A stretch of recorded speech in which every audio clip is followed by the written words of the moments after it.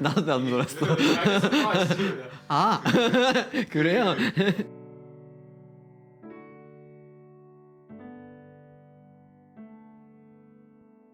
이런 박스, 사회적인 규칙 이런 문제들에 네. 처음으로 관심을 가지게 된 계기는 어떤 건가요? 처음으로 관심을 갖게 된 계기요? 저는 근데 항상 박스에 부딪히는 것 같아요. 저는 왜냐면 얼마나 한국 사회의 기준을 받아들여도 저는 딱 맞아떨어지게 그거에 입지할 수가 없어요. 한국 사람이 아니니까 결국에는 그거 떼어놓을 수가 없어요. 얼마나 한국말을 잘하든 얼마나 뭐 어떤 학교에서 나왔든 어떤 일을 했든 어떤 뭐 돈을 벌었든 어디 뽑혔든 뭐 상관없는데 결론은 달라요. 그러니까 항상 부딪히게 되는데 근데 저만이 이런 줄 알았거든요. 처음에는 답답하다, 다르니까 답답해요 이런 생각으로 나만 그렇겠구나, 외국인이라서 그렇겠구나 이런 생각으로 살고 있다가 주변에 있는 사람들하고 얘기를 나누면 나눌수록 사실은 오히려 아닌 거예요. 그게 외국 사람의 감정이 아니라 그게 여기서 살고 있는 사람들의 감정인 거예요. 그 부딪히는 거에 대해서 공감대가 엄청 넓은 거예요. 그래서 대학원에서 나오고 사회생활을 좀 하다 보니까 저만 이런 게 아니라 정말 많은 사람들이 이 박스에 부딪히게 되면서 내가 어떻게 해야 되지라는 고민에 빠졌는데 그분들한테 힘을 실어주고 싶은 그런 생각이 많이 났던 것 같아요. 근데 방법은 몰랐는데 일단은 그 박스 벗어나는 거 그리고 그 박스 자체에 대한 얘기를 할 수 있어야지 힘이 좀 실릴 수 있는 게 아닌가 싶은 생각이에요. 그래서 과연 사회를 바꿀 수 있을까요? 어떻게 설명하면 되지? 사람들이 가끔씩 저한테 한국의 좋은 점이 뭐냐고 물어보실 때가 있어요. 근데 그 질문을 받을 때 약간 어떻게 말을 해야 되는지 모르겠는 게 좋은 거가 나쁜 거고 나쁜 거가 좋은 거거든요. 예를 들어서 그 박스 안에 갇혀 있지만 실제로 잠재력이 엄청나게 많아요. 많은 사람들이 정말 재주 있는 분들이 엄청나게 많이 계세요. 그리고 하고 싶은 거를 남한테 공유를 해주지 않아도 이거를 엄청 간직하면서 엄청 막 개발시키고 막 갖고 있는데 요거가 사실은 큰 자산이거든요. 되게 커요. 근데 밖으로 보여지지를 않아요. 그래서 요거가 큰 강점이고 너무나 좋은 장점이고 근데 요거를 밖으로 보여주지 않는 거 보여주지 말아야 되는 거에 대한 요런 압박들 요런 강박관념들 요런 것들이 되게 큰 단점인 거예요. 한국 사회에 대한 얘기가 됐을 때 틀에 박혀 있다 바뀔 수가 있을까 요런 얘기가 나오면 항상 또 이 상황을 또 생각을 하게 돼요. 실제로 개개인은 그게 바뀌었으면 하는 바람을 다 갖고 있어요. 그냥 그거를 공유하지 않았을 뿐이에요. 그리고 어떻게 바꿔야 하는 데에 대해서 뭐 당연히 의견이 분분할 수밖에 없어요. 원하는 거 다들 각자 다르니까요. 그런데 바뀌었으면 하는 마음은 어느 정도 다들 골고루 갖고 있는 것 같더라고요. 그래서 그거에 대해서 저는 희망을 많이 느끼는 것 같아요. 이렇게 나만의 뭔가를, 나만의 가치들 이런 걸 다 갖고 나가고 있는데 이걸 조금만 밖으로 내보내면 사실 많이 발달이 되고 많이 좋아지고 많은 사람들이 조금 더 자유로워진 느낌이 들 수가 있고 행복해질 수 있다고 저는 생각을 하거든요. 한국에서 사는 청년들한테 도움이 될까요?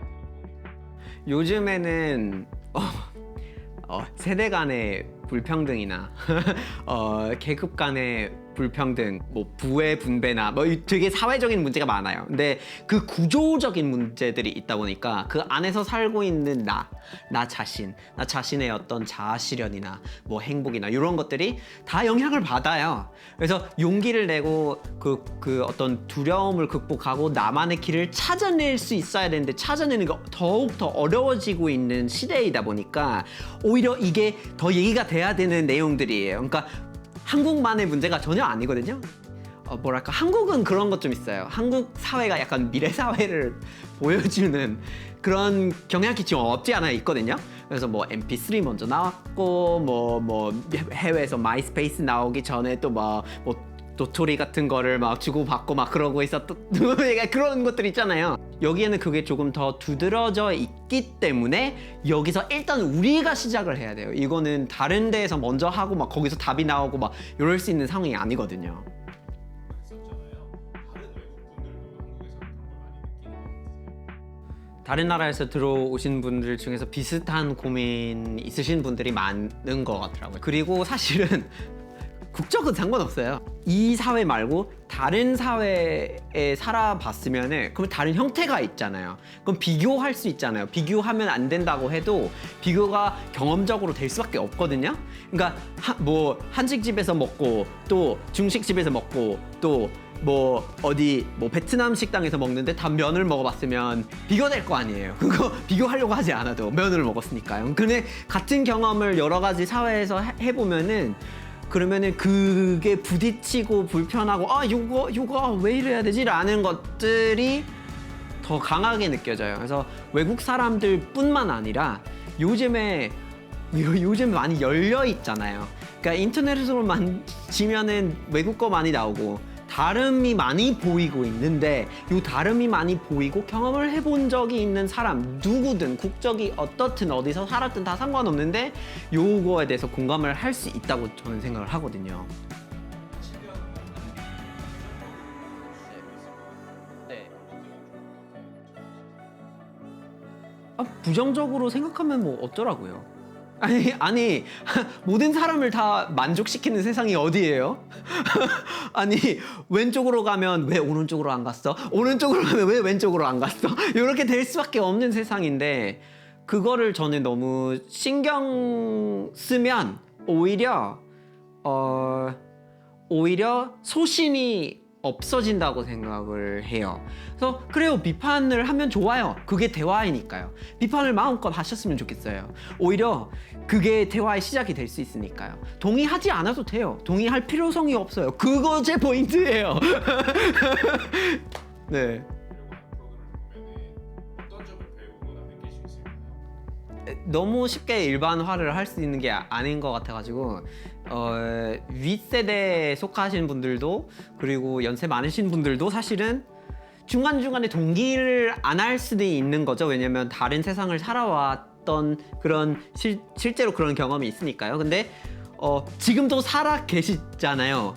그러면은 지금 상황에 대해서 이 현실을 인정하는 부분들이 있을 수밖에 없는 건데 거기서도 공감을 할 수 있는 부분이 있지 않을까 싶어요. 그러니까 나이가 많다고 해서 분야를 바꾸면 안 된다? 그거는 거부해도 되는 세상이에요. 그거에 대해서 공감을 하실 수 있을 것 같고요.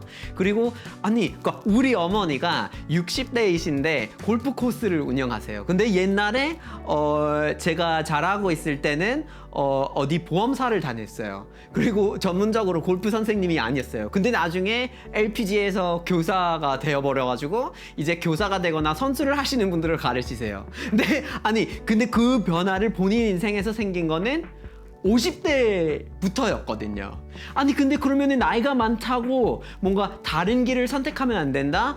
나이가 많다고 나는 이 나이에 맞춰서 살아야 돼 라는 것도 답답하게 느끼시는 분들이 분명히 계실 거예요. 근데 그러면 그분들은 확실하게 나도 어떤 박스에 들어가 있었구나 라는 깨달음들을 좀 가지고 가실 수 있을 거라고 저는 믿습니다.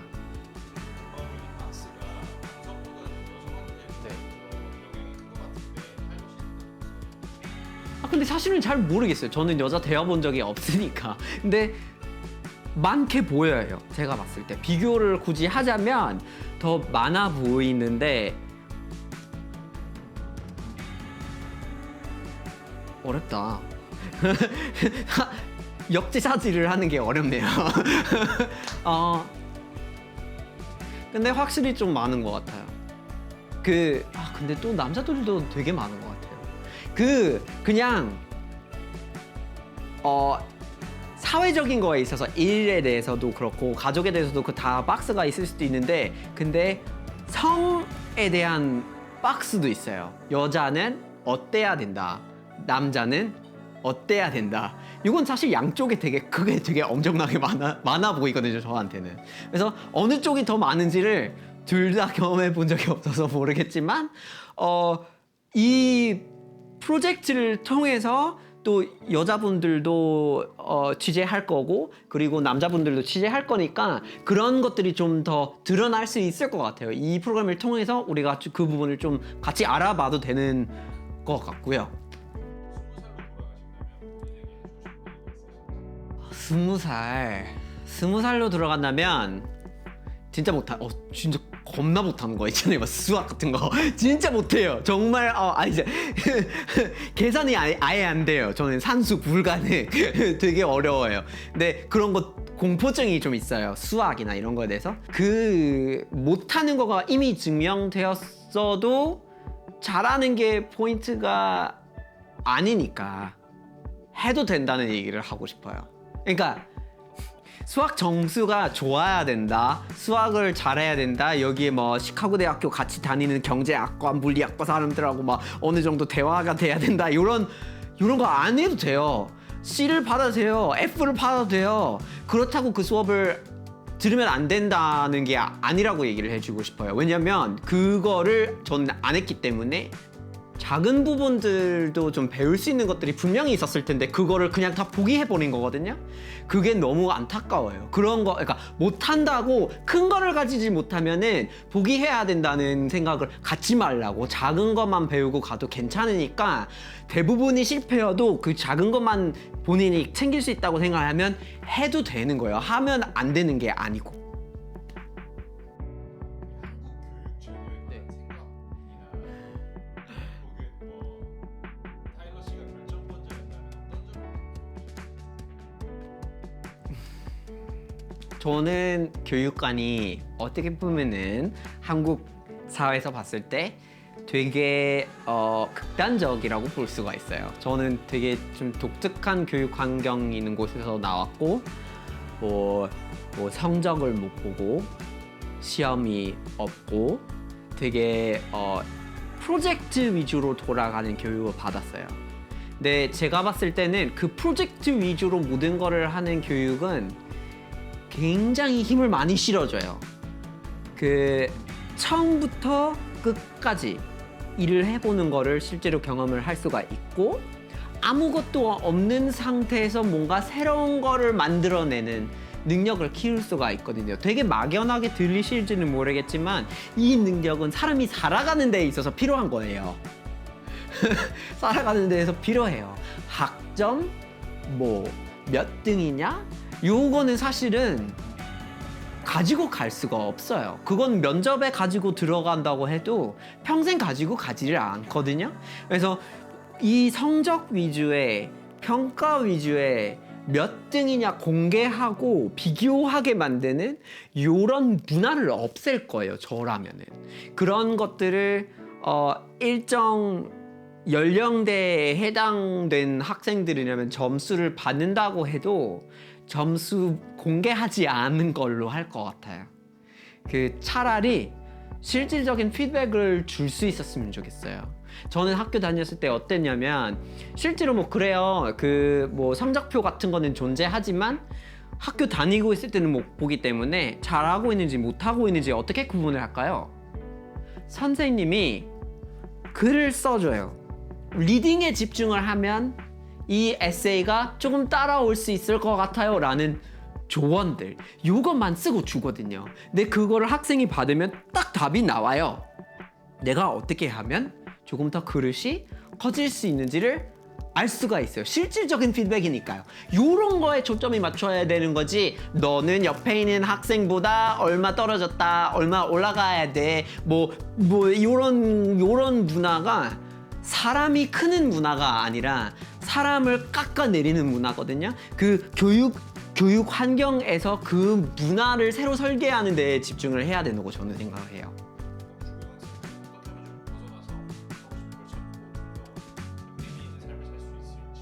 저는 한국 고등학교 다녀본 적이 없으니까 그 박스가 얼마나 뚫을 수 없는 건지를 느껴본 적이 없는 게 사실이에요. 그 박스가 어디서 시작되는지를 의식하는 것부터 집중을 하려고 하면 되는 것 같아요. 왜냐면 실질적으로 학교 다니는 나이에 아직 의무 교육이 끝나질 않았다거나 그러면은 사실은 굉장히 힘들 수도 있는데, 근데 일단은 박스를 의식하는 것부터 시작을 하면 돼요.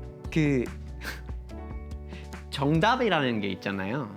근데 정답이 있을 수 없는 곳에서 정답을 지어내요. 학교에서. 뭐 하자는지 진짜 모르겠어요. 아니, 시를 썼는데 시가 있는데 시를 읽잖아요. 그러면 해석이 이거다. 아니 그건 있을 수가 없어요. 있을 수가 없어요 그거. 어떻게 해석이 하나밖에 안 존재하는 거예요? 그러면 시를 쓴 모든 사람들 다 인터뷰를 해가지고 그때 당시에 어떤 감정으로 이걸 써고 왜 이 단어를 쓰셨어요? 이런 거를 다 기록을 한 거예요. 그 말도 안 되잖아요 사실은. 그리고 아니 문학이라는 거가 절대적으로 막 돌에다가 새겨놓고서 요렇게 해석해야 한다 이런 거는 문학이 아니잖아요. 문학이라는 게 대대로 이렇게 소통을 하는 것인데 그 하도 하나의 해석이 있다는 것처럼 가르치고 있어요. 그건 말도 안 된다고 생각하거든요. 그래서 그렇게 가르쳐야 된다라는 시스템이 되어 있지만 그래요. 그건 어쩔 수 없다고 해도 근데 교육을 받는 사람 입장에서 그래요. 이걸 외워야 한다고 해도 꼭 그런 거 아니라는 걸 기억해야 되는 거. 이런 식으로 좀 접근을 할 필요가 있다고 저는 생각을 하거든요. 시를 어떻게 시의 하나 해석밖에 있는 거 그건 말이 안 돼요. 아니 논어나 이런 거를 봐도 사경 같은 거를 봐도 그런 걸 봐도 담론이에요. 아니 하나의 해석이 있는 게 아니에요. 그거 포인트가 아니에요. 그런 포인트 된 적이 없는데 그냥 오직 학교를 운영하고 사람을 평가하고 비교하고 어떤 순위를 짜기 위해서 정답을 요구하고 있다는 것. 요 시스템 때문이다라는 거를 기억해야 돼요. 정말 진심 문학에 관심 있다? 그러면은 정답이 있어야 된다고 요런 박스에 빠져버리면 그게 얼마나 슬플까요?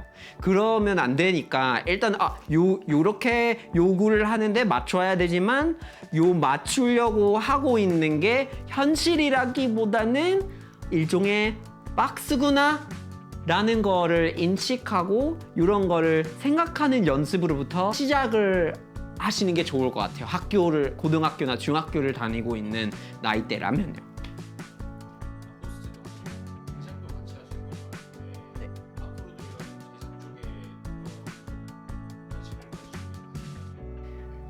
제작은 저는 어떻게 보면은 처음이에요.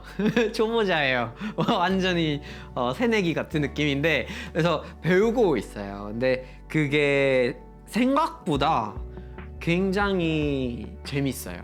왜냐면 전달하고 싶은 메시지를 그냥 카메라 앞에서 말로만 하는 게 아니라 되게 그 시각 매체가 됐을 때 전달을 할 수 있는 방법이 되게 많아요. 뭐 어떤 그림인지 어떤 이야기의 흐름이라든가 이런 거를 생각해 보면은 그 전달하고 싶은 이야기의 어떤 식감 아니면 촉감 뭐 그 감각적인 그런 것까지 이용을 하면서 소통을 할 수 있는 게 되게 신기하거든요. 그래서 그게 되게 재미있는 부분인데 아직 새로우니까 배우는 단계고 앞으로 계속 할 수 있었으면 좋겠지만 그거 좀 도와주셔야지 제가 계속 할 수 있을 것 같아요. 피드백을 많이 주시고 그리고 이제 많이 참여를 해주시고 하면은 저도 같이 성장을 해나갈 수 있을 것 같아요.